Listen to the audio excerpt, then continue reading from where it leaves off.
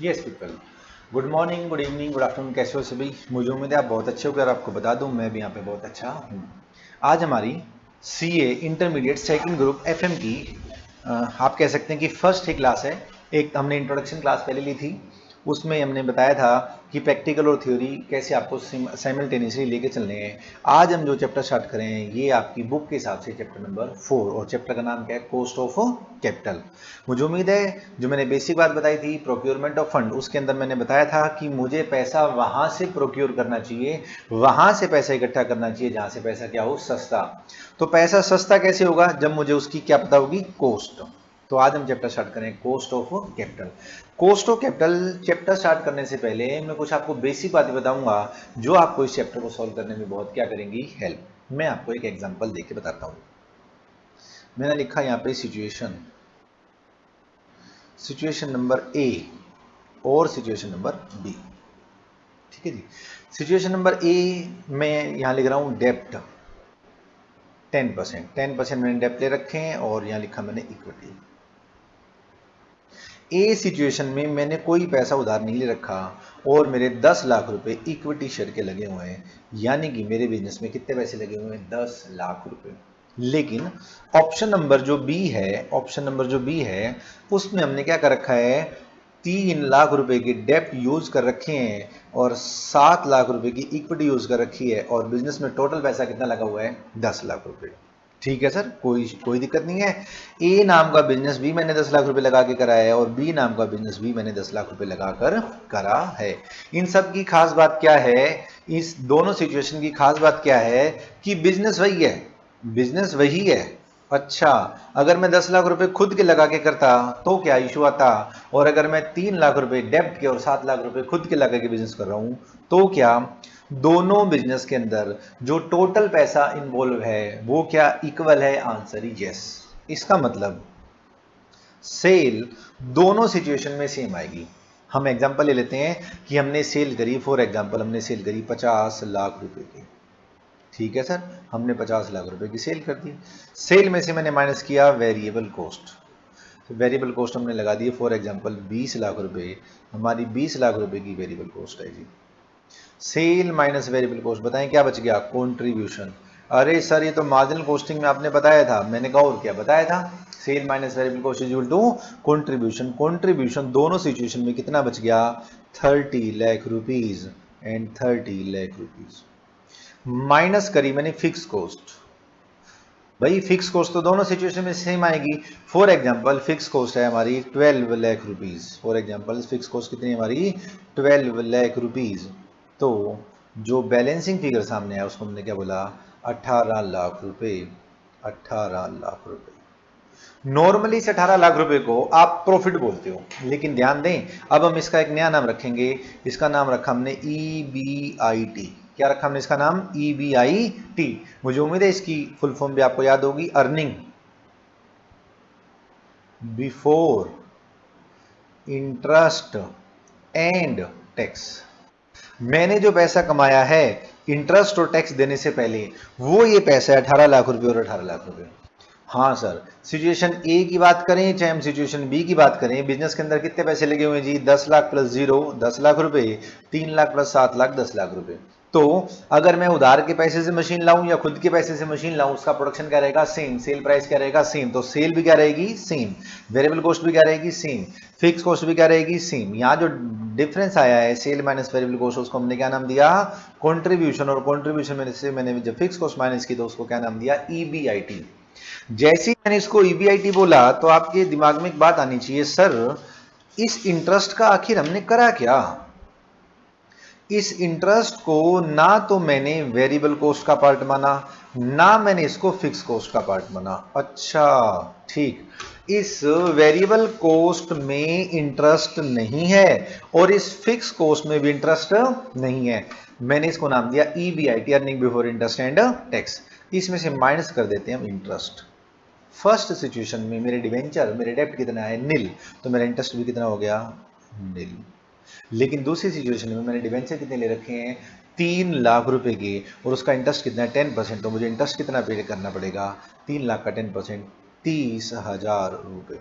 अब जो बचा वो क्या बचा, 18 lakh minus 0 is equal to 18 lakh, 18 lakh minus 30,000 is equal to 17 lakh और 70,000।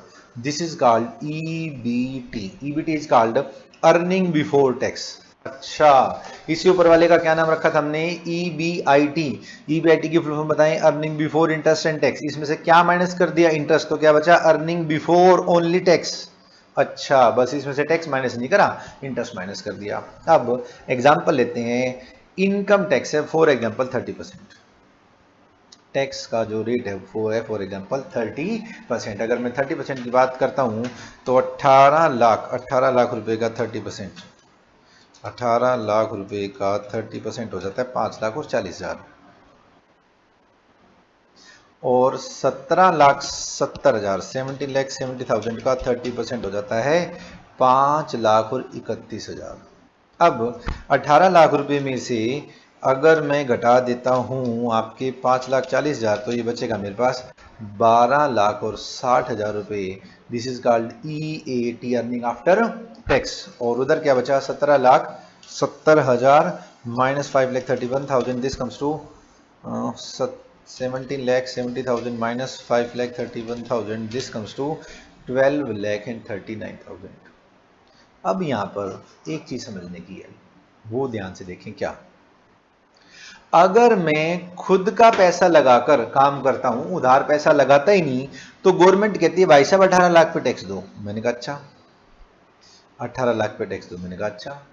लेकिन अगर मैं कहता हूं कि भैया मैंने उधार ले रखा है 3 लाख रुपए का, तो गवर्नमेंट क्या कहती है? इस उधार के ऊपर जो आपने इंटरेस्ट पे करा है उसको भी खर्चा मान लो। मैंने कहा मान लिया। खर्चा मानने के बाद क्या बचा? 70,70,000। अब जो मुझे इनकम टैक्स देना है वो 18 लाख पे नहीं, 17,70,000 पे देना है। अच्छा, तो जो मैं पहले इनकम टैक्स गवर्नमेंट को 5,40,000 रुपए दे रहा था, क्योंकि मैं डिवेंचर यूज कर रहा हूं, इसलिए गवर्नमेंट ने, ध्यान से देखें, मेरा 9,000 रुपए का, कितने रुपए का जी? 9,000 रुपए का टैक्स रिड्यूस कर दिया। फिर से देखें जो मैंने बात बताई, फिर से देखें। मेरा टैक्स खुद का पैसा यूज करने पर कितना बन रहा है? 5,40,000।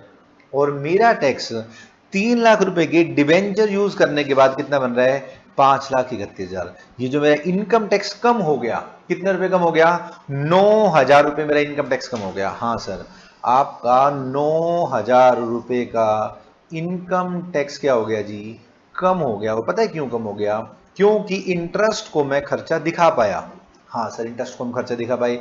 इंटरेस्ट को हमने कितना खर्चा दिखाया सर? 3 लाख रुपए के डिवेंचर थे, 10% वाले डिवेंचर थे, तो 30,000 रुपए आपने खर्चे के दिखा दिए इंटरेस्ट के। इस 30,000 रुपए के ऊपर 30% का टैक्स, यानी कि 9,000 रुपए का टैक्स आपका रिड्यूस हो गया। ये टैक्स पता है क्यों रिड्यूस हुआ है? हाँ सर, ये टैक्स इसलिए रिड्यूस हुआ है क्योंकि मैंने डेब्ट, यानी कि मैंने डिबेंचर क्या करे हैं? यूज। अगर मैं डिबेंचर यूज करता हूं तो गवर्नमेंट कहती है जाओ, मैंने तुम्हारा 9,000 रुपए टैक्स क्या कर दिया? रिड्यूस। और अगर मैं खुद का पैसा इस्तेमाल करता तो 5,40 टैक्स देता। कुछ पैसा मैंने उधार लगाया, इसलिए गवर्नमेंट ने मेरा 9,000 रुपए का टैक्स क्या कर दिया? रिड्यूस। अब हमें एक बेसिक बात क्या समझनी चाहिए कि हमने इस डिवेंचर पर इंटरेस्ट कितना दिया? 30,000 रुपए। हाँ सर, ये 30,000 देने की वजह से 9,000 रुपए का टैक्स कम हो गया। हाँ जी सर, सही बात है। मैंने क्या करा, जरा ध्यान से देखें। मैंने क्या करा? मैंने डिवेंचर पर इंटरेस्ट पे करा। कितना इंटरेस्ट पे करा सर? 3 लाख रुपए के डिवेंचर थे, 10% आपने 30,000 रुपए इंटरेस्ट पे कर दिया। और 30,000 रुपए का इंटरेस्ट पे करने की वजह से आपका टैक्स 9,000 रुपए कम हो गया। अच्छा, अगर मैं आपसे पूछूं डिवेंचर को यूज करने की आपकी क्या कॉस्ट आई, और अगर आप आंसर देते हैं कि मैंने 30,000 रुपए पे करे, तो ये आपका जवाब गलत होगा। क्योंकि 30,000 रुपए पे करने की वजह से, 30,000 रुपए का इंटरेस्ट पे करने की वजह से 9,000 रुपए का टैक्स क्या हो गया? रिड्यूस। अगर मैं इंटरेस्ट पे ना करता तो ये टैक्स भी रिड्यूस ना होता। यानी कि मैंने एक व्यक्ति को 30,000 रुपए दिए और दूसरे ही गवर्नमेंट ने मेरे 9,000 रुपए माफ कर दिए, यानी कि अल्टीमेटली मुझे 21,000 रुपए इस डिवेंचर की वजह से खर्च करने पड़े। ये 21,000 रुपये इस डिवेंचर की क्या है? कोस्ट। हाँ सर, ठीक बात है, 21,000 रुपये डिवेंचर की क्या है? कोस्ट। अब इस चीज को समझने के लिए मैं आपको दो बातें लिखवाऊंगा जो बहुत काम आएंगी आपकी। सर वो कौन सी दो बातें हैं? पहली बात, पैसे का ना जाना पैसे का आना कहलाता है। दूसरी बात आप समझ ही गए होंगे, पैसे का ना आना पैसे का जाना कहलाता है। ये मैंने बिल्कुल लेमैन लैंग्वेज में दो बात आपको समझा दी। अगर पैसे कहीं जाने चाहिए थे वो नहीं गए तो समझ लो वो आ गए, और पैसे कहीं से आने थे वो आए नहीं तो समझ लो वो गए आपकी जेब से। दो चीजें मैंने बताई, क्या क्या? पहली क्या बताई मैंने? पैसे का ना जाना या पैसे का आना दोनों का एक ही मतलब है, और पैसे का ना आना यानी कि पैसे का जाना एक ही मतलब है। ठीक है सर, अब ध्यान से देखें, 30,000 का इंटरेस्ट पे करने की वजह से 9,000 रुपए का टैक्स कम लगा। पैसे का ना जाना, 9,000 रुपए के टैक्स का ना जाना पैसे का आना कहलाएगा। तो अल्टीमेटली आपको 30,000 रुपए पे करने का इनाम गवर्नमेंट ने क्या दिया?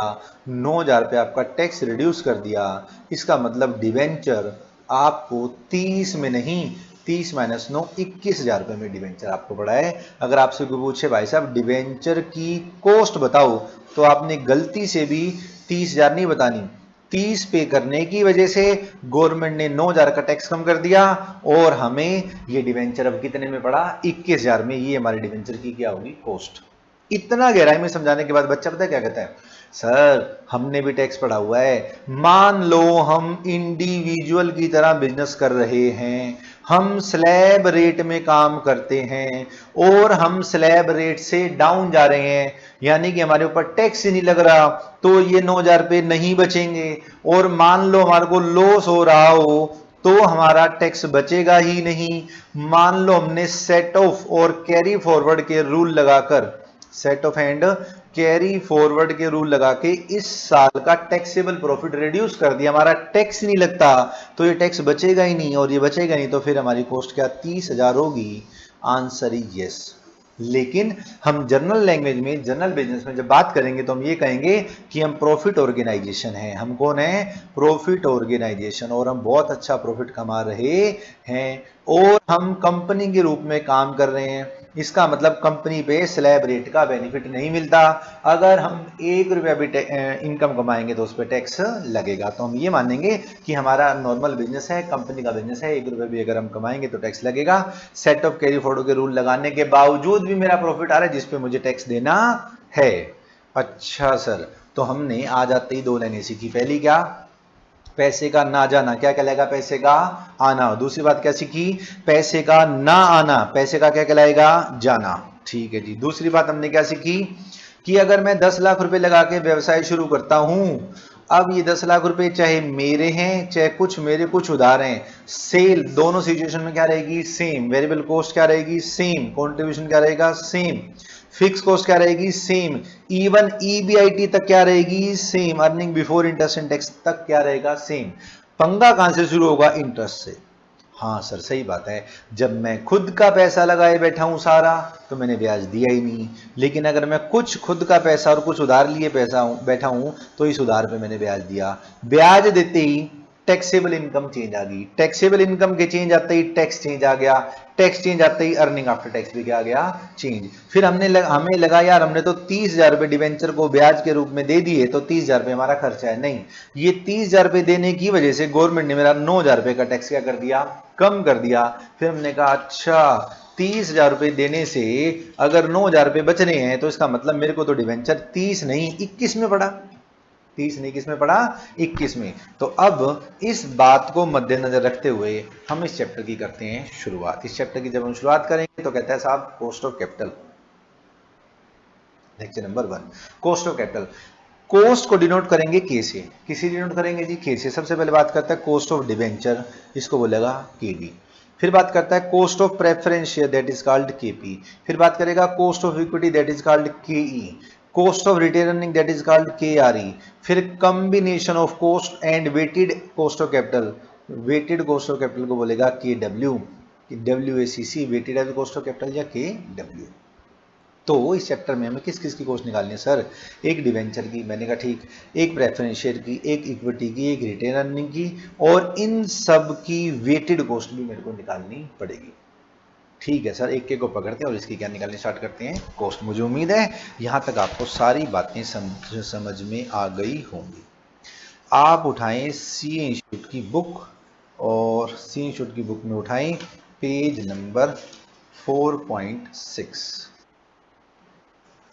Page number 4.6, cost of debenture, cost of debenture को शॉर्टकट में क्या बोला जाएगा, KD, कॉस्ट ऑफ डिबेंचर। अब डिबेंचर फिर दो तरह के होते हैं। हाँ सर, हमें भी याद है, एक होते हैं इररिडीमेबल, ऐसे डिवेंचर जो मुझे फ्यूचर में रिडीम करने ही नहीं, और दूसरे कौन से होते हैं, रिडीमेबल, जो मुझे फ्यूचर में क्या करने हैं, रिडीम। सर हमने सुना था इरिडीमेबल डिवेंचर इशू नहीं हो सकते, इरिडीमेबल प्रेफरेंस शेयर इंडिया में इशू नहीं हो सकते, वो उसकी लाइफ 20 साल होती है, फलाना ढिमकाना। अरे वो जहां पढ़ा था। हम तो इंटरनेशनली, फाइनेंस जो है वो इंटरनेशनली सेम चलता है भैया। पैसा तो पैसा है, वो चाहे डॉलर के रूप में पड़ा हो, चाहे वो आपका रुपए के रूप में पड़ा हो, चाहे मैं इंडिया में काम कर रहा हूँ, चाहे मैं जापान में काम कर रहा हूँ, चाहे मैं ऑस्ट्रेलिया में काम कर रहा हूँ, चाहे मैं US में काम कर रहा हूँ, पैसा तो पैसा है। तो उस पैसे की कॉस्ट क्या है, वो डॉलर में निकलेगी या रुपीज में निकलेगी। तो फाइनेंस पूरे वर्ल्ड में सेम रहता है, टैक्स में पंगा रहता है, कुछ लॉ में पंगा रहता है, अलग अलग कंट्रीज में अलग अलग रहता है। हम जब बात करेंगे, हम रिडीमेबल की भी बात करेंगे, इरिडीमेबल की बात करेंगे। हम इस चीज की चर्चा नहीं करेंगे कि इरिडीमेबल कंपनी के हिसाब से हो सकते हैं कि नहीं हो सकते, क्या उसकी लाइफ है। हमने क्या निकालनी है जी, कॉस्ट। आप बड़े होकर क्या बनोगे, CA।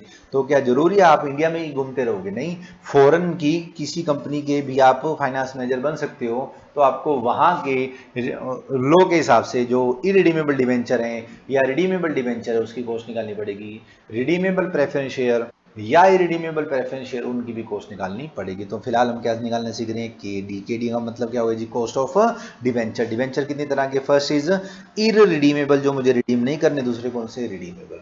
इरिडीमेबल की कॉस्ट निकालने को बोला जाएगा KD is equal to interest I into 1 - T divided by NP।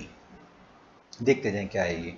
I का मतलब है इंटरेस्ट, I का मतलब क्या है, इंटरेस्ट। ठीक है जी। 1, ये 1 है, एक एक 1 का मतलब तो 1 ही है। T का मतलब है टैक्स रेट, T का मतलब क्या है, टैक्स रेट, जो भी इनकम टैक्स रेट चल रहा होगा। समझने वाली बात क्या है, NP का मतलब है नेट प्रोसीड्स। जब मैंने डिवेंचर इशू करे तो मुझे नेट क्या मिला, जब मैं डिवेंचर इशू करता हूं तो नेट प्रोसीड्स कैसे निकलेगी, फेस वैल्यू ऑफ डिवेंचर, मैंने कहा ठीक, plus premium on issue of debenture. उस डिवेंचर को अगर मैंने प्रीमियम पे इशू किया तो क्या कर दोगे, प्लस, और minus discount on issue of debenture. ठीक बात है ना सर। अगर मैंने डिवेंचर प्रीमियम पे इशू करें तो प्रीमियम एक्स्ट्रा मिला होगा, फेस वैल्यू के अलावा मिला होगा तो प्लस कर दूं। अगर मैंने डिवेंचर डिस्काउंट पे इशू किए हैं तो फेस वैल्यू से कम पैसा मिला होगा, इसलिए माइनस कर दूं। ठीक है जी, face value of debenture plus premium, और को मैं कर देता हूं रेड कलर से। यानी कि अगर मैंने डिवेंचर प्रीमियम पे इशू करे होंगे तो डिस्काउंट पे नहीं करे होंगे, और डिस्काउंट पे करे होंगे तो प्रीमियम पे नहीं करे होंगे। माइनस माइनस फ्लोटेशन एक्सपेंडिचर,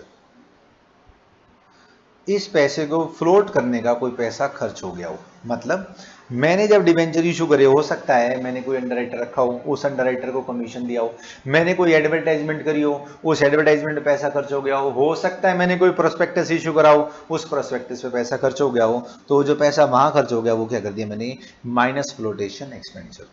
अब ध्यान से देखें, ये KD का जो फॉर्मूला है, मैं इसकी अभी चर्चा नहीं कर रहा, मैं इस KD की चर्चा कर रहा हूं। ये जो KD का फॉर्मूला है, ये single debenture as well as total, दोनों के लिए सेम है। सर दोबारा बताओ क्या बोला? ये फॉर्मूला आप एक डिबेंचर पर भी लगा सकते हो और टोटल डिबेंचर्स पर भी लगा सकते हो। सर पेपर में बताओ किस पे लगाना है। 100% क्वेश्चन आपका टोटल डिबेंचर से जब आप करोगे तो सही आएगा, उसमें कटिंग नहीं होगी, उसमें गलती के चांस नहीं होंगे। लेकिन कुछ क्वेश्चन सिंगल डिबेंचर के हिसाब से सोल्व करें तो जल्दी से सोल्व हो जाते हैं, लेकिन जब मैं उसको कुछ क्वेश्चंस जब मैं सिंगल के हिसाब से सोल्व करता हूं तो बहुत टिपिकल हो जाते हैं, कैलकुलेशन बहुत उनकी जो है ना बेकार हो जाती है। सर कुछ नहीं समझ में आया आपने क्या कहा, अभी समझाता हूं, एक एग्जांपल लें पहले। जब तक हम एग्जाम्पल नहीं लेंगे जब तक हमारी बात रहेगी अधूरी। नंबर ऑफ डिवेंचर, मान लीजिए कंपनी ने 1 लाख डिवेंचर इशू करे, ठीक है जी। इस डिवेंचर की फेस वैल्यू है 100 रुपए, ठीक है जी। तो इस डिवेंचर का अमाउंट कितना हो गया? 100 लाख रुपए। और ये डिवेंचर है आपके फॉर एग्जाम्पल 12% डिवेंचर। सर कोई दिक्कत नहीं इसमें, तो इसमें कोई खास बात है ही नहीं।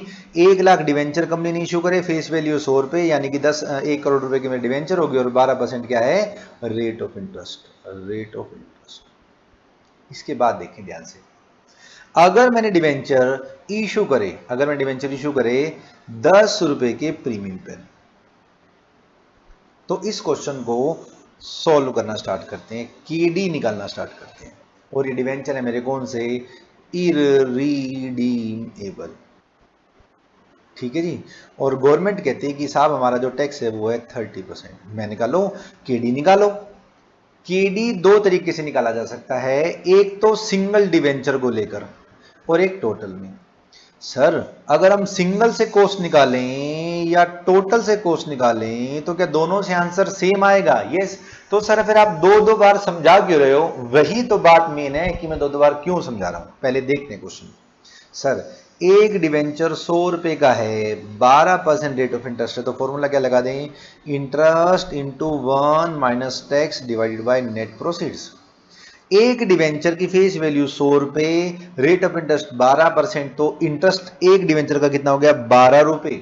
मुझे उम्मीद है सिंगल डिवेंचर का इंटरेस्ट 12 रुपए आपको समझ में आ गया होगा। इंटू 1 - टैक्स, टैक्स देखिए जी कितना है? सर टैक्स था 30%, 30% को लिख देते हैं 0.3 डिवाइडेड बाय नेट प्रोसीड्स। एक डिवेंचर कितने रुपए का था? 100 रुपए का। मैंने 10 रुपए के प्रीमियम पे इशू किया है, तो मेरी जेब में नेट कितने आए? 110 रुपए। सर फ्लोटेशन कॉस्ट वगैरह दे रखी थी, तो यही हमारा क्या हो गया? आंसर। कैलकुलेटर आपके पास होना चाहिए। 12 मल्टीप्लाइड बाय 0.7, ये हो गया जी 8.4 डिवाइडेड बाई 1110 डिवाइडेड बाई 1110%, ये आ गया 7.636%। This is your KD. यानी कि जो डिवेंचर आपको 12% दिख रहा है, एक्चुअल में उसकी कॉस्ट 12 नहीं 7.636% है। सर ये तो मैंने सिंगल डिवेंचर से निकाल दिया, अगर मैं टोटल से निकालूं तो भी क्या 7.636 आएगा? मैंने कहा हाँ। सर फॉर्मूला तो वही रहेगा, interest into 1 - tax divided by net proceeds. मैंने कहा हाँ। अब देखें जरा, मेरे डिवेंचर की फेस वैल्यू कितनी है? 1 करोड़। 1 करोड़ पे ब्याज कितना लगेगा? 12%, तो 12% ब्याज कितना हो गया? 12 लाख रुपए into 1 - 0.3 divided by net proceeds. कितने रुपए की डिवेंचर है? 1 लाख डिवेंचर है, 100 रुपए का 1 हो गया, 100 लाख मतलब 1 करोड़ रुपए हो गया। उस पर 10% का प्रीमियम, 100 लाख का 10% 10 लाख रुपए, 100 लाख और 10 लाख कितने हो गए? 110 लाख रुपए। अगर आप इसको सोल्व करेंगे, अगर आप इसको सोल्व करेंगे तो सेम आएगा। 12 लाख का 70%, 12 लाख का 70% हो गया 8,40,000 डिवाइडेड बाई 110 लाख। अगर आप इसको देखें और इसको देखें तो ये वही हो जाएगा 8.4 डिवाइडेड बाई 110, और ये आ जाएगा वही घुमा फिरा के 7.636%। तो सर फर्क क्या पड़ा? हम ऐसे निकाल लेते हैं, 8,40,000 डिवाइडेड बाई 110, 110 लाख% 7.636363 फिर आ गया। तो सर ऐसा करा क्यों? आप ये दो दो बार क्यों समझा रहे हो? ये दो दो बार समझाने का एक बहुत बढ़िया रीजन है। कई बार आपको सॉल्यूशन सिंगल डिवेंचर से कर रखा होगा, कई बार आपका सॉल्यूशन टोटल से कर रखा होगा, फिर कहोगे सर फलाने क्वेश्चन में सिंगल से करा, फलाने क्वेश्चन में टोटल से करा, क्यों? मैं पहले बता देता हूं क्यों। इसी क्वेश्चन में डालते हैं ट्विस्ट। अरे सर डालो ना ट्विस्ट, डालो, ट्विस्ट के बिना मजा ही नहीं आ रहा लाइफ में। ये बात मुझे उम्मीद है आपको याद होगी, क्योंकि इंटरेस्ट ना मैंने फिक्स कोर्स का पार्ट लिया ना मैंने वेरिएबल कोर्स का पार्ट लिया। अब कहानी में डालते हैं ट्विस्ट, सेम क्वेश्चन लेते हैं दोबारा से, एक फिगर बदल देते हैं, बस इसका बदल दो जी। नंबर ऑफ डिवेंचर कितने थे? 1 लाख। फेस वैल्यू कितनी थी? 100 रुपये। कितने परसेंट डिवेंचर थे? 12%। कितने रुपए के डिवेंचर हो गए? 100 लाख रुपए के डिवेंचर हो गए। मैंने कितने में इश्यू करे थे? 10 रुपए के प्रीमियम पर। ठीक है, लेकिन जब मैंने इसको 10 रुपए के प्रीमियम पे इशू किया, मैंने कोई प्रोस्पेक्टस या एडवर्टाइजमेंट करी और उस एडवर्टाइजमेंट पे 7,546 रुपए खर्च हो गए। सर ये क्या बात हुई, आपने ऐसा गंदा सा भी कर दिया 754? अरे भैया मैंने एडवर्टाइजमेंट करी है, मैंने एडवर्टाइजमेंट करी, उस पर 7,546 रुपये खर्च हो गए। बताओ इसमें दिक्कत क्या है? 7,546 रुपये खर्च होगी, इसमें कोई प्रॉब्लम आनी नहीं चाहिए आपको। ठीक है जी, कोई बात नहीं। अब अगर मैं इसको टोटल में सोल्व करूंगा तो बड़ा आसान है, देखें जरा कैसे। 100 लाख रुपए का 12%, मैंने ब्याज कितना दे दिया? 12 लाख रुपए, into 1 - tax rate divided by net proceeds. 1 crore plus 10 lakh कितने हो गए जी? 1 करोड़ प्लस 10 लाख, यानी कि ये क्या था? फेस वैल्यू, प्लस क्या हो गया? Premium, minus flotation expenses. Flotation expenses कितने हैं? 7546। जब आप इसको माइनस करेंगे तो आपका आंसर कैसे आएगा? 100 lakh plus 10 lakh minus 7546, this comes to 1,92,92,454। और इसको जब आप सोल्व करेंगे 12 lakh, 12 lakh into 0.7, 12 lakh into 0.7, this comes to 8,40,000। 8,40,000 divided by 109,922,454 divided by 109,924,54, 10,09,000, 1,09,92,454, this comes to 7.64%। यानी कि जो डिवेंचर आपको 12% दिख रहा है वो 12 नहीं, कितना है? 7.64।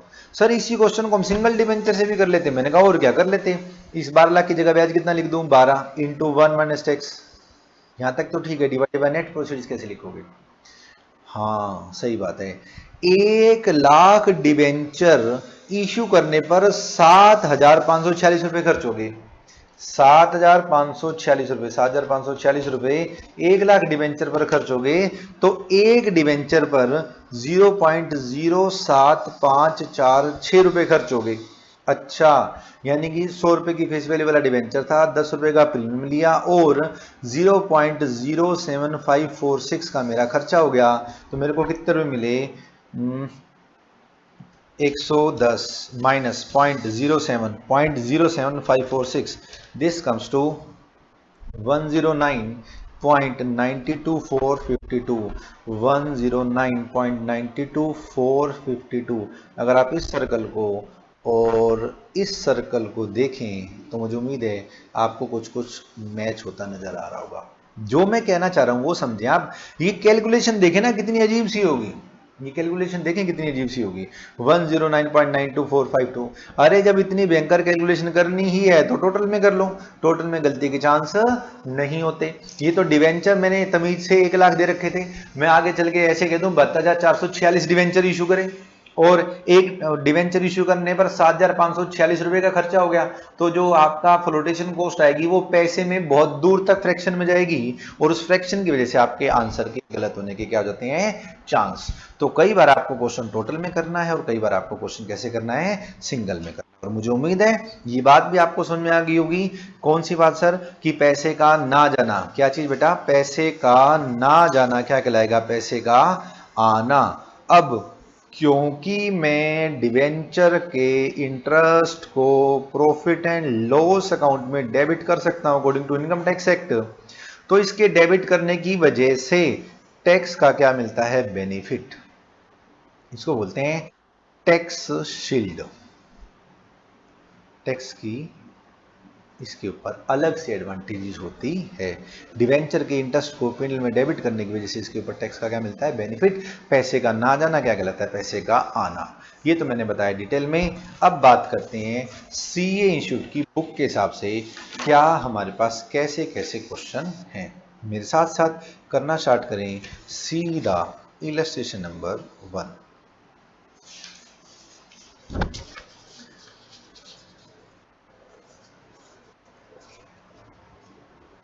Page number 7 I think. Solution number 1।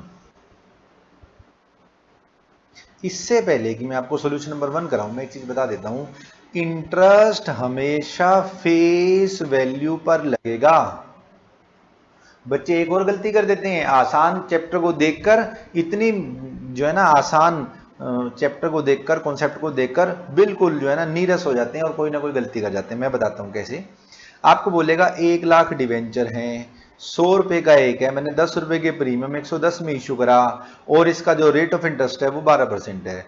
तो ये जो 12% आपने इंटरेस्ट देना है, ये इंटरेस्ट हमेशा, डिवेंचर का इंटरेस्ट हमेशा किस पे लगेगा, फेस वैल्यू पे। इस बात से कोई फर्क नहीं पड़ता कि मैंने डिवेंचर पार पे इशू किया है कि प्रीमियम पे इशू करा है कि डिस्काउंट पे इशू किया है, इंटरेस्ट हमेशा किस पे लगता है, फेस वैल्यू पर। हाँ सर ये तो बात हमें याद है, ठीक करा आपने, बता दी। आगे देखिए क्या कहता है। 5 ईयर एगो सोना लिमिटेड इशू 12% इरिडीमेबल डिवेंचर। ठीक है जी, 12% इरिडीमेबल डिवेंचर एट ₹103। हमने आज से 5 साल पहले 103 रुपए इशू करे थे at ₹3 premium to their par value of ₹100। कह रहे साहब 100 रुपए की पार वैल्यू वाला डिवेंचर था, हमने 3 रुपए के प्रीमियम पर 103 रुपए में आज से 5 साल पहले इशू किया था और उसका ब्याज कितना लगेगा, 12%। पहला क्वेश्चन, फेस वैल्यू कितनी है, 100 रुपए। इश्यू प्राइस कितना है, 103 रुपए। ब्याज किस पे लगेगा, हमेशा फेस वैल्यू पर। 100 रुपए का 12% ब्याज कितना लगेगा, 12 रुपए। यहां से देखिए इंटरेस्ट के आगे 12 रुपए लिखा हुआ है। ठीक है जी। The current market price of this debenture is 94।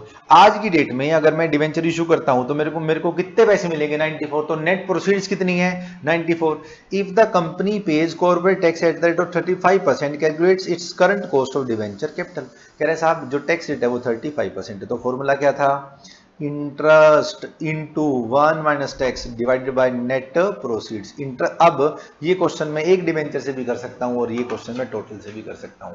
मैं इस क्वेश्चन को एक डिवेंचर से क्यों करूंगा, क्योंकि फ्लोटेशन कॉस्ट दे ही नहीं रखी, फ्लोटेशन कॉस्ट दे ही नहीं रखी और उसी की वजह से मैंने कहा था कैलकुलेशन क्या हो जाती है, टिपिकल हो जाती है, वो दे ही नहीं रखी। इंटरेस्ट की जगह क्या लिख दूं, 12 रुपए इंटू 1 - 0.35। ठीक है जी, डिवाइडेड बाय नेट प्रोसीड्स। आज की डेट में अगर मैं डिवेंचर इशू करूंगा तो कितने रुपए मिलेंगे, 94। बच्चे कहते हैं सर इस 103 का क्या करें, कुछ भी नहीं करना। अरे एनपी की फुल फॉर्म बताओ ना, नेट प्रोसीड्स। अगर मैं आज डिवेंचर इशू करूं तो मुझे क्या मिल जाएगा, आज के डिवेंचर का करंट मार्केट प्राइस मुझे मिल जाएगा और जो कि मुझे क्वेश्चन में कितना दे रखा है, 94। तो मैंने करा 12 इंटू 1 - 0.35 डिवाइडेड बाई 94। मेरे साथ साथ देखें, 1 - 0.35, this comes to 0.65, this comes to 0.65 multiplied by 12 divided by 94 और परसेंट का बटन साथ के साथ दबा दें, ये आ जाएगा आपका 8.29%। दिस कम्स टू 8.29% और you can say that 8.30%। Illustration number 1 is over. बताओ, ये क्वेश्चन है हमारा। सॉल्यूशन नंबर 1 हमारा हो गया। 12 इंटू 12 था ना, हाँ 12 था, इंटू और टैक्स रेट था कितना, 35% डिवाइडेड बाय 94। ये घुमा फिरा के आ गया आपका 8.29 और you can say that 8.30%। Sir अगर ये डिवेंचर रिडीमेबल हो जाए तो, मैंने कहा कोई बात नहीं, हम इसकी कॉस्ट निकाल लेंगे। इसकी कॉस्ट कैसे निकलेगी, देखें जरा क्या लिखा हुआ है, यूजिंग अप्रोक्सीमेशन मेथड। अब ये अप्रोक्सीमेशन मेथड क्या है वो जरा ध्यान से देखें। पहले मैं इसका फॉर्मूला लिख देता हूं, फिर मैं इसकी कॉन्सेप्ट पे आऊंगा। ठीक है सर पहले फॉर्मूला लिख दो, K D is equal to interest into 1 - tax. Sir ये तो पहले भी था, interest into 1 - tax plus RV minus NP divided by N entire divided by RV plus NP divided by 2। फिर से देखें फॉर्मूला क्या लिखा हमने, interest into 1 - tax plus RV minus NP divided by N entire divided by RV plus NP divided by 2। ये 2 से divide क्यों किया, ये n से डिवाइड क्यों किया, उसके लॉजिक अभी बताता हूं, पहले पता तो चले ये है क्या। सर ये तो इंटरेस्ट है, हमें मालूम है, इस टी का मतलब टैक्स रेट है, ये भी हमें मालूम है, ये बता दो बस एन आरवी क्या होता है। आरवी होती है रीडीमेबल वैल्यू। अगर डिवेंचर रिडीम होने हैं फ्यूचर में, तो रिडीम कितने रुपए में होने हैं वो बात हम इशू के समय बता देते हैं। जी हाँ सर, एनपी ये वही है क्या, नेट प्रोसीड्स, मैंने कहा और क्या, ये वही है नेट प्रोसीड्स। एन का मतलब है नंबर ऑफ ईयर, एन का मतलब क्या है जी, नंबर ऑफ ईयर। अच्छा ये तो सोल्व हो गया, RB minus NP divided by N. NP मतलब नेट प्रोसीड्स, आरबी मतलब रिडीमेबल वैल्यू, सारे के divided by RB plus NP divided by 2। इन सब के लॉजिक देखने स्टार्ट करें, इन सब के लॉजिक देखने स्टार्ट करें। अब ध्यान से देखें, मैंने डिवेंचर इशू करे 5 साल के लिए, 1 2 3 4 5, 1 2 3 4 5। मैंने डिवेंचर इशू करा 98 में, मैंने कहा भाई मौज लो, वापस दूंगा 103। ध्यान से देखें, मैंने 100 रुपए की फेस वैल्यू वाला डिवेंचर 98 रुपीज में क्या कर दिया, इशू, और रिडीम कितने में कर रहा हूं, 103 में। यानी कि 2 रुपए का जो डिस्काउंट है ये मेरा खर्चा है, और जो 3 रुपए का प्रीमियम है ये भी मेरा खर्चा है। मेरा टोटल खर्चा कितना हो गया, 3 और 2 5 रुपए। अब समस्या क्या है, ये डिवेंचर कितने साल के हैं, सर ये डिवेंचर 5 साल के हैं। तो ये जो 5 रुपए का खर्चा है ये कितने दिन का हो गया, सर ये 5 साल का खर्चा होगा, तो हर साल का खर्चा कितना हो गया, 1 रुपया। यानी कि हर साल कॉस्ट में 1 रुपया ऐड हो जाना चाहिए। मैंने कहा हर साल कॉस्ट में 1 रुपया क्या हो जाना चाहिए, ऐड। ये कैसे ऐड हो रहा है जरा ध्यान से देखें, interest into 1 - tax plus RV minus NP divided by N entirely divided by RV plus NP divided by 2।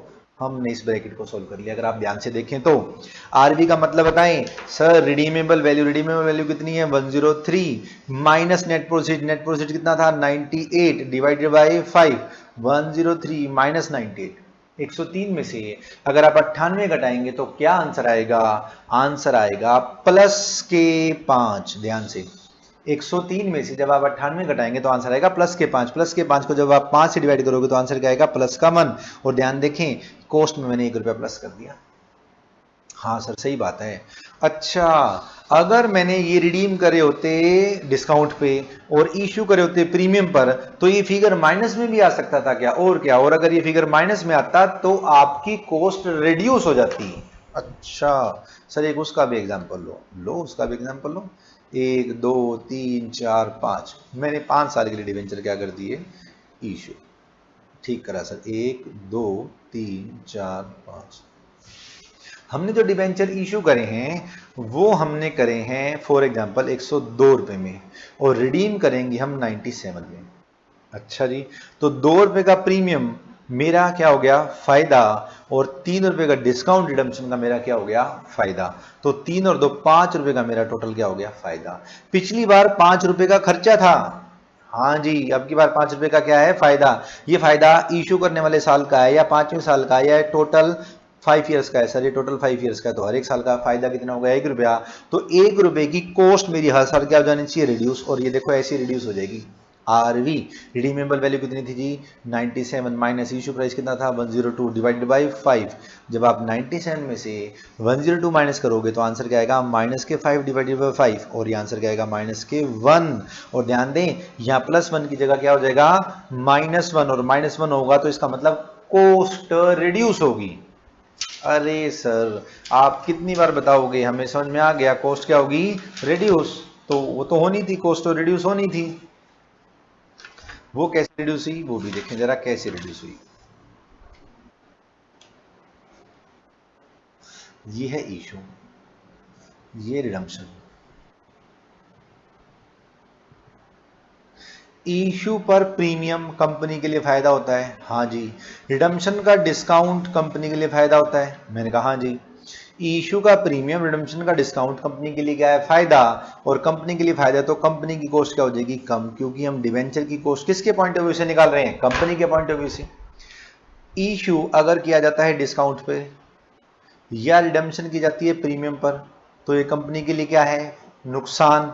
अगर ये कंपनी के लिए नुकसान है तो मेरी डिवेंचर की कॉस्ट इसकी वजह से क्या हो जाएगी? इंक्रीज। हाँ सर।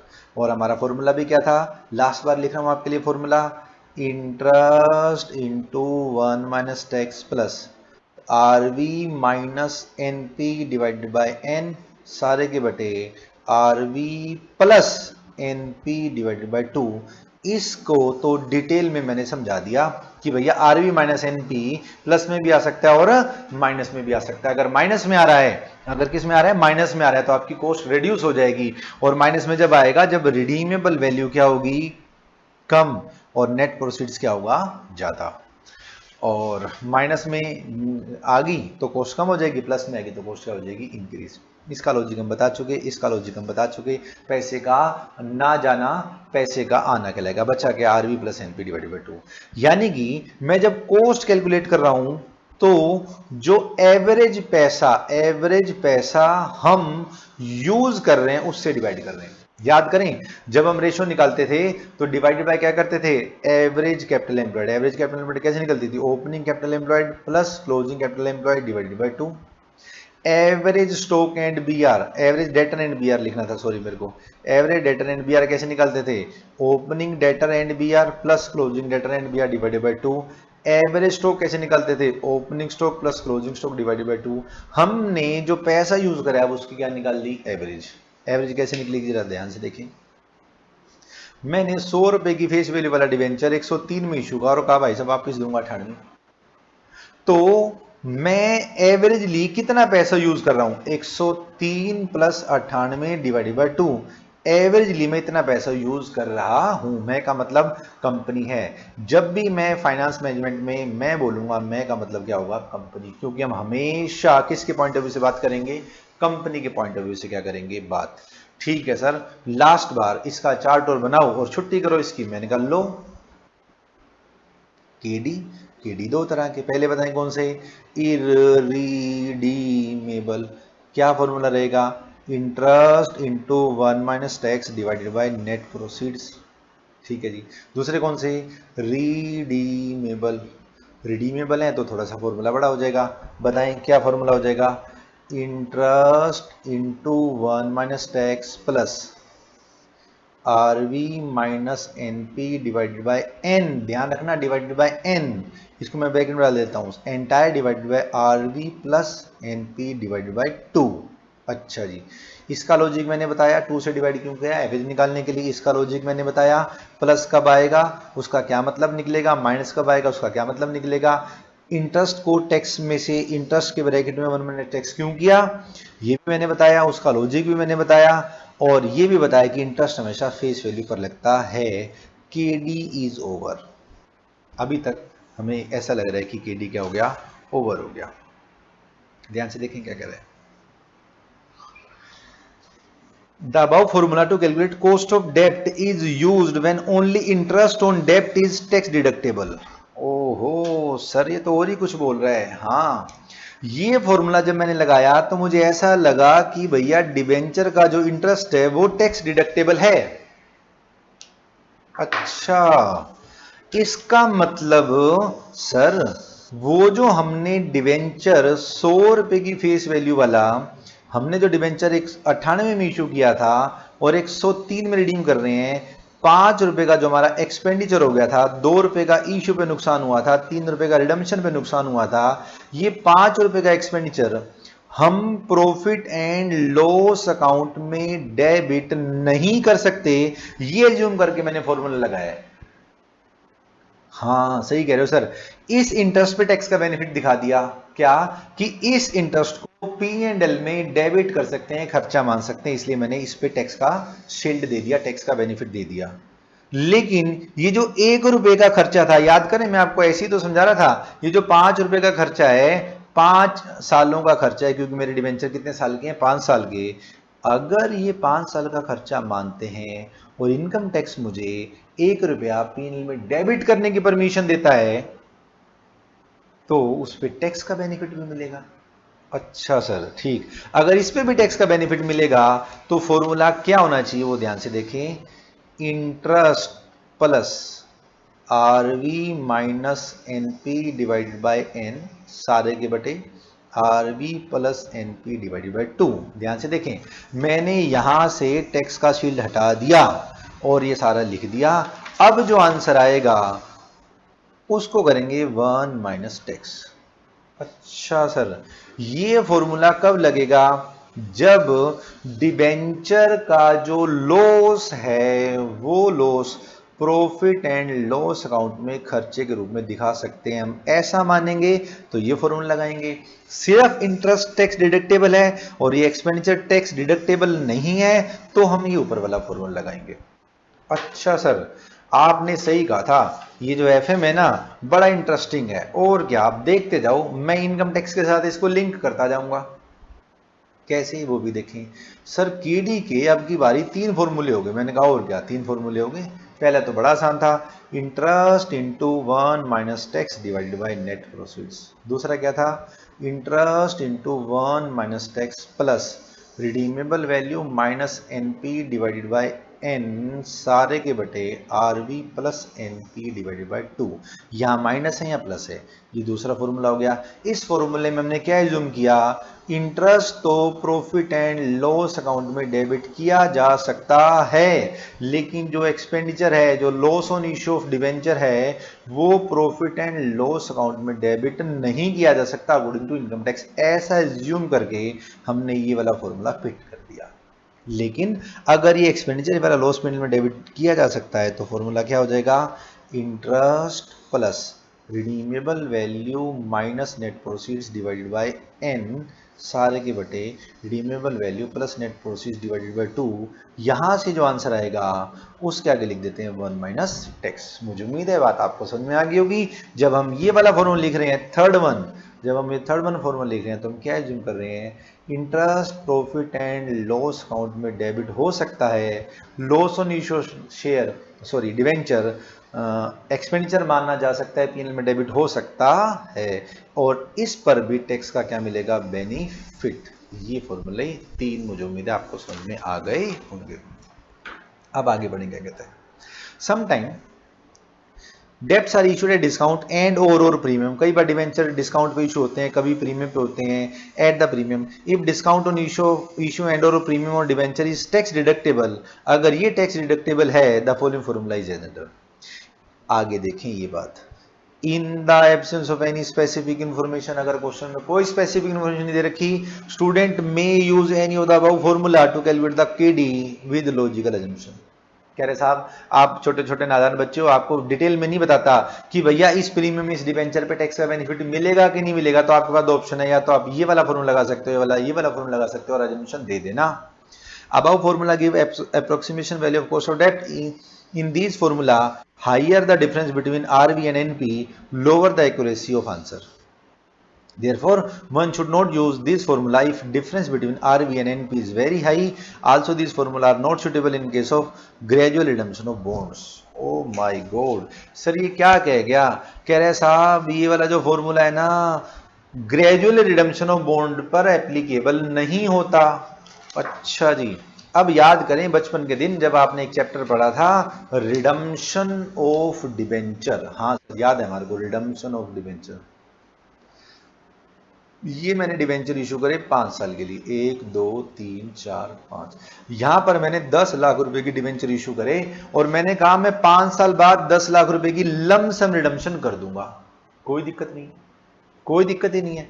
लेकिन अगर क्वेश्चन ऐसा हो कि भैया ये जो मैंने 10 लाख रुपए के डिवेंचर इशू करे हैं, हर साल के एंड में 2-2 लाख रुपए रिडीम होंगे, 2-2 लाख रुपए रिडीम होंगे, 2-2 लाख रुपए रिडीम होंगे, तो याद करें ये जो डिस्काउंट होता था ये 10:8:6:4:2, ये कहां से आया, आउटस्टैंडिंग डिवेंचर की रेशो में इस डिस्काउंट को हम पीएनएल में डालते थे, अगर आपको याद हो तो अब ये वाला फॉर्मूला पिट जाएगा। हाँ सर, ये वाला फॉर्मूला पिट गया, बिल्कुल पिट गया, क्योंकि जब मैंने RV minus NP divided by 2 करा था तो मैंने हर साल का इक्वल खर्चा मान लिया था, जबकि ये हर साल का इक्वल खर्चा नहीं है, ये खर्चा तो है 10:8:8:6:4:2 में। और भी बड़े सारे ऑप्शन हो सकते हैं, जैसे कभी डिवेंचर मैंने 3-5 साल तक रिडीम ही नहीं करे, फिर छठे से लेकर 10वें साल तक हर साल 2-2 लाख रुपए की रिडीम करे, तो कह रहे साहब वहां पे फॉर्मूला क्या हो जाएगा, पिट जाएगा। मैंने कहा जब पिटेगा, जबकि जब देखेंगे। फिलहाल क्वेश्चन करते हैं ना, हम करते हैं अपना क्या, सॉल्यूशन नंबर 2। लो जी, सॉल्यूशन नंबर 2। थोड़ी सी मैं स्पीड स्लो कर रहा हूं। कंपनी इशू 10,000, ध्यान से 10,000 के आगे कुछ लिखा हुआ है, यानी कि 10,000 डिवेंचर है, रुपीज नहीं है। A company issue 10,000 10% debenture of 100 each at a premium of 10% on 1/4/2017। ठीक है जी, 10,000 डिवेंचर हैं, फेस वैल्यू है 100 रुपीज, आपने 10% के प्रीमियम पर 110 रुपए में इशू कर दिया। रेट ऑफ इंटरेस्ट है साहब इसका 10%, और आपने इशू करें 1/4/2017 को। क्या तक है to be matured on 1/4/2022, mature कब हो जाएंगे 1/4/2022, 18, 19, 20, 21, 22, यानी कि डिवेंचर कितने साल के हो गए, ये 5 साल के डिवेंचर हो गए, एन आपका हो गया 5 साल। ठीक है जी, कोई दिक्कत नहीं। The debenture will redeem on maturity, compute the cost of debenture assuming tax rate is 35%, tax rate कहता है आपको है 35%। कह रहा है क्वेश्चन सोल्व करो। अब एक समस्या है सर, रिडीमेबल डिवेंचर है, मैंने कहा सर आरवी रिडीमेबल वैल्यू तो क्वेश्चन में गिवन ही नहीं है। अच्छा, इतनी बड़ी समस्या बच्चों, इतनी बड़ी समस्या क्वेश्चन में आरवी नहीं दी, बताओ। अरे सर ये समस्या थोड़ी ना, बचपन मैडम ने सिखाया था, अगर आपको इश्यू प्राइस नहीं दे रखा तो इश्यू किस पे किया गया है, पार पर। अगर आपको रिडम्पशन का प्राइस नहीं दिया गया तो रिडम्पशन भी किस पे किया गया होगा, पार पर। अच्छा, हम तो वैसे ही कंफ्यूज हो रहे थे, फिर से पढ़ते हैं। कंपनी ने 10,000 डिवेंचर 10% डिवेंचर 10 रुपए 100 रुपए की फेस वैल्यू वाले 10 रुपए के प्रीमियम पे इशू करे 1/4/2017 को, 1/4/2022 को रिडीम होंगे मेच्योरिटी पर, और compute the cost of debenture tax rate is 35%। तो कह रहे हैं रिडीमेबल वैल्यू नहीं रखी तो रिडीमेबल वैल्यू कितनी होती है सर, रिडीमेबल वैल्यू अगर क्वेश्चन में कुछ ना दे रखी हो तो रिडीमेबल वैल्यू कितनी होती है, एट पार। लो जी, सबसे पहले इस क्वेश्चन को सॉल्व करेंगे तो इसका क्या लिखेंगे, पूरा फॉर्मूला। ठीक है sir, KD is equal to interest into 1 minus tax plus RV minus NP divided by N, और इस सारे को क्या कर दूं, RV plus NP divided by 2। Sir आपने तो गलत कर दिया। अरे मैंने कुछ गलत नहीं किया बच्चों, मैंने ये एज्यूम किया है कि इस इंटरेस्ट पे तो टैक्स का बेनिफिट है, इस इंटरेस्ट पे तो टैक्स का बेनिफिट है, लेकिन इस फिगर पर इस फिगर पर टैक्स का बेनिफिट नहीं है। मैंने ऐसा एज्यूम किया, मेरी मर्जी, क्योंकि इंस्टीट्यूट की बुक कहती है कि साहब आपकी मर्जी, आप एक कोई भी बेटर एजम्पशन देके क्वेश्चन को क्या कर सकते हो, सोल्व। ये क्या हो गया भाई, आ गया। ठीक है साहब, इंटरेस्ट सर आपने कितनी बार बताया है, इंटरेस्ट आपने बहुत बार बताया कि इंटरेस्ट हमेशा किस पे लगता है, फेस वैल्यू पर। तो फेस वैल्यू कितनी है जी, 100 का 10% कितना हो गया, 10 into 1 minus 0.35 plus redeemable value के बारे में कुछ नहीं कह रखा था, 100 रुपए माइनस नेट प्रोसीड्स, 100 रुपए की फेस वैल्यू वाला डिवेंचर आपने 10 रुपए के प्रीमियम इशू किया तो 110 रुपए divided by N number of कितने मेरे 5, and entire divided by 100 plus 110 divided by 2। हाँ divided by 2, divided by N मत कर देना, डिवाइडेड बाय 2। ठीक है सर, ये इसको और आगे सॉल्व करते हैं, इसको और आगे सॉल्व करेंगे तो कैसे हो जाएगा, 10 इंटू 0.65, आगे देखें 100 में से 110 गया, माइनस के 10, ओ माय गॉड, माइनस के 10 डिवाइडेड बाय 5 माइनस के 2 divided by 100 plus 110 210, 210 divided by 2 105। मुझे उम्मीद है बात आपको समझ में आ गई हो गई। आपने अपने कैलकुलेटर में लिखें 10 multiply by 0.65 minus 2 divided bye 105% का बटन साथ के साथ 4.28 0.28%। मुझे उम्मीद है ये क्वेश्चन आपको सारा का सारा समझ में आ गया होगा। सर फाइनल एग्जाम में ऐसे क्वेश्चन, अरे सीन शुभ ने दे रखे हैं तो ऐसे क्वेश्चन आएंगे ना फाइनल एग्जाम में, मैं करूं क्या? एफएम है ही इतना आसान। बच्चे कहते हैं सर आज पहली पहली क्लास है, आपने प्रैक्टिकल धड़ाधड़ शुरू कर दिए, अब मैं करूं क्या? अब इसमें प्रैक्टिकल हैं तो हैं, करने हैं तो करने हैं। अभी तक याद रखने वाली मैंने आपको दो ही बातें बताई हैं। हाँ सर, पैसे का ना जाना पैसे का आना कहलाएगा, पैसे का ना जाना पैसे का आना कहलाएगा, पैसे का ना आना पैसे का जाना कहलाएगा। बताओ, एक तो बात ही होगी। दूसरी बात, इंटरेस्ट पे टैक्स बेनिफिट मिलता है। हाँ सर, और इंटरेस्ट का टैक्स बेनिफिट शो करने के लिए मैंने इंटरेस्ट को ना तो फिक्स कॉस्ट का पार्ट माना, ना मैंने वेरिएबल कॉस्ट का पार्ट माना, मैंने इसको अलग से दिखाया और एक स्टेटमेंट के थ्रू इसको क्या करा, सोल्व। फिर दो बातें सामने आई। डिवेंचर के इंटरेस्ट पर हमेशा गारंटी है कि टैक्स का बेनिफिट मिलेगा। हाँ सर, लेकिन डिवेंचर को इशू करने का जो लॉस होता है उस पे टैक्स का बेनिफिट मिल भी सकता है और नहीं भी मिल सकता। हमने एक क्वेश्चन टैक्स का बेनिफिट मिलवा के सोल्व कर दिया, एक फॉर्मूला टैक्स का बेनिफिट ना मिलवा के सोल्व कर दिया। लो जी, आ जाएं इलस्ट्रेशन नंबर 3 के। सर कितने क्वेश्चन और हैं? ये लास्ट क्वेश्चन है आज की वीडियो का। मैं कोशिश करूंगा इसी में समझा दूं आपको। कंपनी इशू 10,000, आगे पीछे कुछ लिखा हो तो 10,000 डिवेंचर हैं। 10% debenture 100 each on 1/4/2012 to be matured on 1/4/2022। 12 और 22 कितने साल हो गया जी? n is equal to 10 year. n is equal to 10, n is equal to 10। The company want to know the cost of its existing डेब्ट on 1/4/2017। Company 1/4/2017 को अपने debenture की कॉस्ट जानना चाहती है when market price of the debenture is ₹80। कह रहे साहब मार्केट प्राइस अब की बार आपकी डिवेंचर का कितना? 80। तो सीधी सी बात है ना भाई, मेरा नेट प्रोसीड्स कितना हो गया? 80। Compute the cost of existing debenture assuming 35% tax rate. बड़ा आसान है जी। आई का मतलब हो गया इंटरेस्ट, टी का मतलब हो गया टैक्स, आरबी का मतलब हो गया रिडीमेबल वैल्यू। रिडीमेबल वैल्यू के बारे में कुछ नहीं देखा तो रिडीमेबल वैल्यू क्या मानी जाएगी? पार। नेट प्रोसीड उसने बोल ही दिया 80। नंबर ऑफ ईयर हमने निकाल ही दिए थे 10। अरे अरे सॉरी, ये तो प्रीम इंटरेस्ट है, और नंबर ऑफ ईयर भी हमने कितने निकाल दिए थे? 10। Number of period of debenture 10 की जगह यहाँ क्या लिखा हुआ है? 5। सर अभी तो आप कह रहे थे 10 है। बिल्कुल, क्वेश्चन ने एक ट्विस्ट डाला। अब इसके पास और तो कुछ समझाने का है ही नहीं। क्या बात करता है कि भाई हमने 2012 में डिवेंचर इशू करे थे। मैंने कहा अच्छा, 1/4/2012 को डिवेंचर इशू करे थे, 1/4/2022 में ये मैच्योर हो जाएंगे, तो ये डिवेंचर कितने साल के हैं? 10 साल के डिवेंचर हैं। तो हमें देखने में लगता है कि एन 10 है।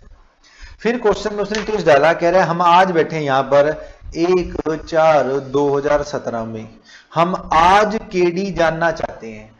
तो भाई अगर आप आज केडी जानना चाहते हैं तो आज के बाद डिवेंचर कितने साल और चलेंगे? 5 साल। तो एन अब की बार 5 साल के हिसाब से कंसिडर किया जाएगा, क्योंकि रिडीमेबल वैल्यू मैं यहाँ की ले रहा हूँ 100 रुपीज, और नेट प्रोसीड्स में 1/4/2017 का तो ले रहा हूँ नेट प्रोसीड्स 80 रुपए। ध्यान से देखें, आज की डेट में ये डिवेंचर मार्केट में कितने का मिलेगा? 80 का। आज की डेट में मिलेगा, बात कहां लिखी हुई? ध्यान से देखें।